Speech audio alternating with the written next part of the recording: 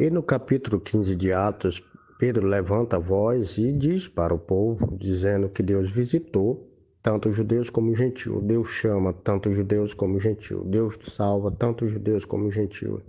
E Deus também libera o Espírito Santo tanto para os judeus como para os gentios.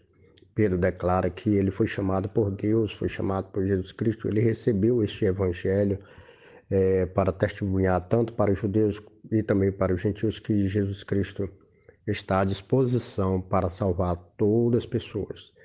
Deus chama tanto os judeus como os gentios pela graça, e Deus confirma através do Espírito Santo. Nós sabemos que ocorreu no Pentecoste, e por isso que Jesus havia dito para Nicodemos que para ver o reino de Deus e para entrar no reino de Deus é necessário um novo nascimento, que seria de fato a nascer no Espírito, né? Jesus confirma isso, essas palavras para Nicodemos. É necessário nascer de novo para entrar no reino de Deus.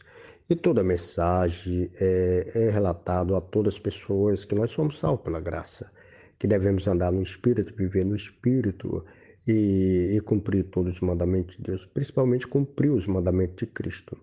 E aqueles que andam segundo o Espírito são estes que vão multiplicar, são estes que vão produzir fruto, e este fruto que é produzido entre os irmãos que andam no Espírito são aqueles que produzem fé, produz mansidão e produz também longanimidade e produz a sinceridade na bendita pessoa de Jesus Cristo. O apóstolo Paulo, em todo momento, em todas as cartas, reforça aos irmãos a obedecer os mandamentos de Deus e também declarar para eles que nós somos salvos pela graça mediante a fé, porque nós éramos mortos, éramos perdidos, éramos filhos da ira, estávamos em pecado, não há o justo sequer, não há ninguém que busque a Deus, todos estão acometidos do pecado, né? O pecado afetou toda a raça humana, afetou a nossa mente humana, afetou o nosso querer, a nossa vontade.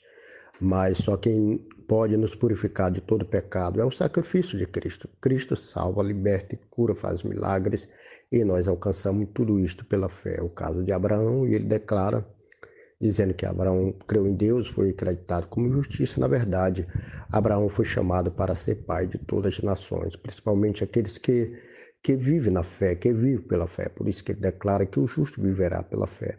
Então, todos aqueles que são de Cristo são aqueles que vivem pela fé e andam segundo o Espírito, não segundo a carne. Aqueles que andam segundo a carne são estes que estão querendo circuncidar, são estes que estão querendo se tornar judeus, são estes que querem voltar para os rudimentos pobres e fracos, principalmente aqueles que tentam se justificar pelas obras da lei, principalmente andando segundo a carne. São estes que são de Jerusalém de Baixo, são esses que são de Agar, de Ismael, daquela origem, que houve dois sistemas ali, e totalmente incompatível com aqueles que são filhos de Abraão. Mas aqueles que são filhos de Abraão, a Bíblia é bem claro de afirmar, o apóstolo Paulo diz, são filhos de Abraão, são filhos de Deus, são estes que recebem a herança, são estes que andam no Espírito, são estes que têm o selo de um cristão, que é o Espírito Santo. O Espírito Santo é, de fato, o selo de um cristão.